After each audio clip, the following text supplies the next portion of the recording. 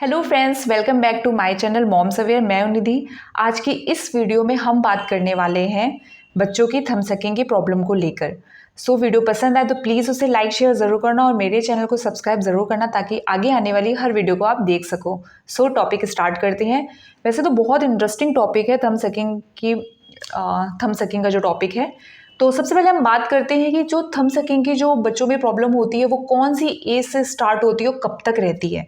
वैसे जनरली ये सभी बच्चों में होती है। जब बच्चे बॉर्न होते हैं तब भी ये जो सकिंग की जो कैपेसिटी होती है यानी कि सकिंग की जो पावर होती है ये बच्चे जन्म से ही लेकर आते हैं, क्योंकि इसी की वजह से बच्चे ब्रेस्ट फीडिंग करना सीखते हैं।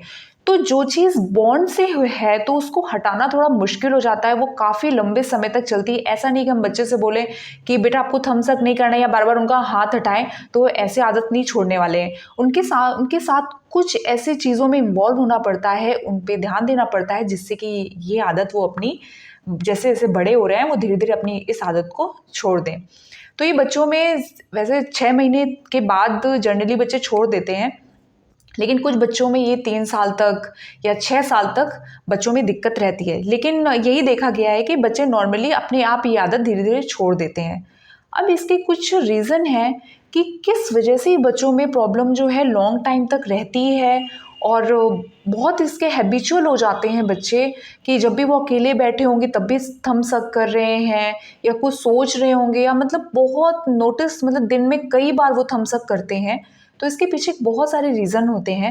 अगर हम पेरेंट्स की बात करें तो पेरेंट्स कभी कभी बच्चों के प्रति बहुत ज़्यादा ओवर प्रोटेक्टिव हो जाते हैं या पेरेंट्स बहुत ज़्यादा बच्चों के प्रति स्ट्रिक्ट हो जाते हैं। वैसे भी आजकल कंपटीशन बहुत ज़्यादा है तो हर पेरेंट्स चाहते हैं कि हमारा बच्चा सबसे आगे रहे, तो उन्हें स्टार्टिंग से ही मतलब उन खेलने का टाइम है फिर भी उन्हें बच्चे आप ये सीखो वो सीखो, उन्हें पढ़ाई में बिजी करने की कोशिश करते हैं। तो इन सब की वजह से पेरेंट्स जो है बच्चों के प्रति बहुत ज़्यादा स्ट्रिक्ट हो जाते हैं, तो बच्चे डरना शुरू कर देते हैं, उनके मन में एक डर बैठ जाता है। तो डर की वजह से भी कई बार ये जो प्रॉब्लम है ये लॉन्ग टाइम तक रहती है और पेरेंट्स कई बार बच्चों को इग्नोर कर देते हैं अपने बिजी शेड्यूल की वजह से। अगर मदर और फादर दोनों वर्किंग होते हैं तो कई बार ऐसा होता है कि जो मम्मी पापा होते हैं बच्चे के वो प्रॉपर उन पे ध्यान नहीं दे पाते जितना उनको अटेंशन अपने बच्चे को देना चाहिए। तो जब पेरेंट्स ध्यान नहीं दे पाएंगे तो उनको पता ही नहीं होगा कि उनके बच्चे को कौन सी आदत पड़ रही है और धीरे धीरे वो थम्स अप करना शुरू कर देते हैं और ये लॉन्ग टाइम तक रहता है। स्टार्टिंग में तो जैसे ही बच्चे जब बड़ा हो रहा होता है, जो उनके स्टार्टिंग की एज होती है उसमें ये आदत छुड़वाना थोड़ा आसान होता है, लेकिन जैसे जैसे बच्चे बड़े हो जाते हैं थोड़ा मुश्किल होता है इस आदत को छुड़ाना। कई बार बच्चे, अगर हम टीचर्स की बात करें, जब बच्चे स्कूल जाना शुरू कर देते हैं तो होमवर्क ना करने की वजह से या कुछ भी बच्चे वहाँ शैतानी करते हैं तो उसकी वजह से टीचर्स भी बहुत ज़्यादा स्ट्रिक्ट हो जाते हैं। तो बच्चे डर की वजह से भी कई बार ये जो उनकी प्रॉब्लम होती है वो लॉन्ग टाइम तक चलती रहती है। कई बार बच्चे अकेला फील करते हैं, बहुत टायर्ड हो गए होते हैं, एंजाइटी फील कर रहे होते हैं। तो इस वजह से भी ये जो प्रॉब्लम है ये लॉन्ग टाइम तक चलती रहती है। अब हम बात करेंगे इसके मैनेजमेंट की। इस सिचुएशन में क्या करना चाहिए और क्या नहीं करना चाहिए। तो सबसे पहले हम बात करेंगे क्या नहीं करना चाहिए। बच्चों की इस आदत को छुड़ाने के लिए उन्हें कभी भी पनिशमेंट नहीं देनी चाहिए, उन्हें कभी भी डांटना नहीं चाहिए या उनके हाथ नहीं बांधने चाहिए।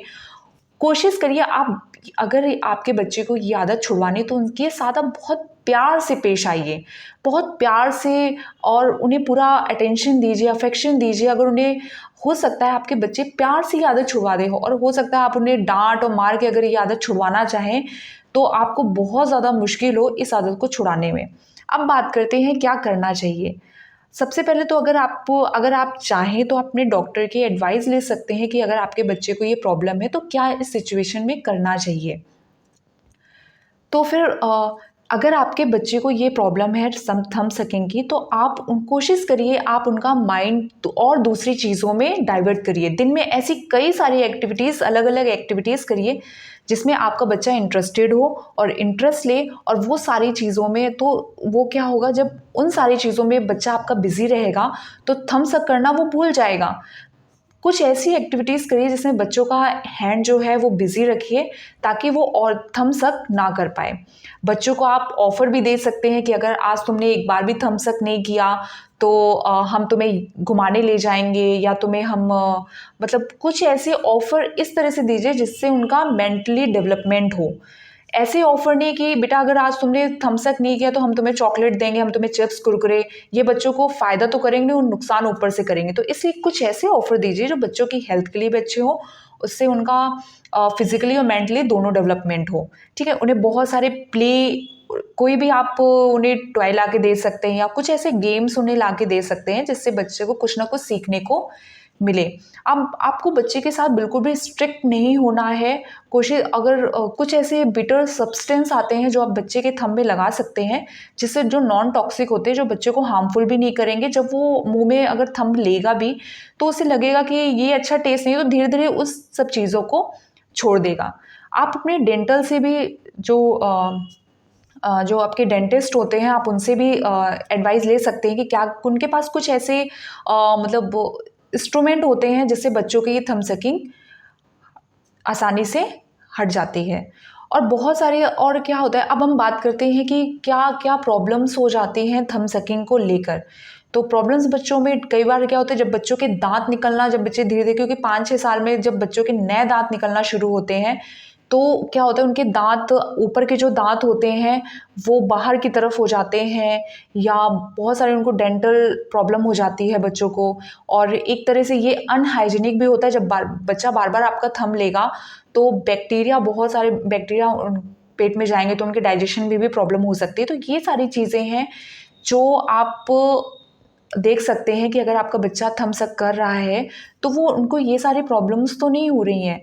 और कोशिश करिए, मैं आपसे फिर से यही कहूँगी कि अगर आपके बच्चे को ये आदत है, हर बच्चे में होती है, हर क्या मतलब मोस्टली बच्चों में ये चीज़ें होती हैं, तो कोशिश करिए आप उन प्यार से बच्चों को ये सब चीज़ें छुड़वाएं। उनको बिल्कुल भी डांटिए मारिए नहीं, क्योंकि बच्चे जितना चीज़ें प्यार से समझ लेते हैं उतना हो सकता है डांट मार के वो और दूसरी चीज़ें उनके मन में और सारी चीज़ें डेवलप हो जाएं। तो इसलिए बहुत शांति से, बहुत प्यार से बच्चों को समझाइए, वो आसानी से ये आदत छोड़ देते हैं। आज के लिए इस वीडियो में इतना ही। Bye bye.